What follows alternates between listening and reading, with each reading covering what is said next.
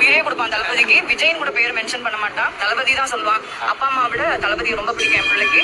And இன்னொன்று நான் என்ன ப்ரே பண்ணிட்டு இருக்கேன்னா, தளபதி எப்ப சீஃப் மினிஸ்டரா உட்கார்றாரோ அன்னைக்கு வேளாங்கண்ணி இருக்கு இல்லையா, மதர் வேளாங்கண்ணி, அங்க போயிட்டு மொட்டை அடிச்சுக்கிறேன் வேண்டிட்டு இருக்கேன்.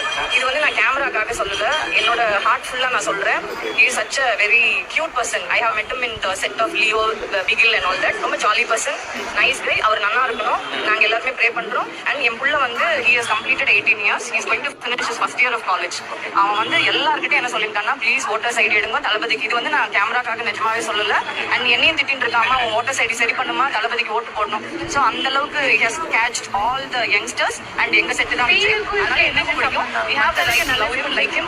definitely we can support him. so that is my thing. கண்டிப்பா ஆப்போசிஷன்ல யாரும் உட்கார்றாரு, நான் வந்து ப்ரே ஆப்போசிஷன்ல உட்கார்ந்தாலே போறோம்பா, நெக்ஸ்ட் நாங்க தான்ப்பா. So definitely overall fake and overall genuine.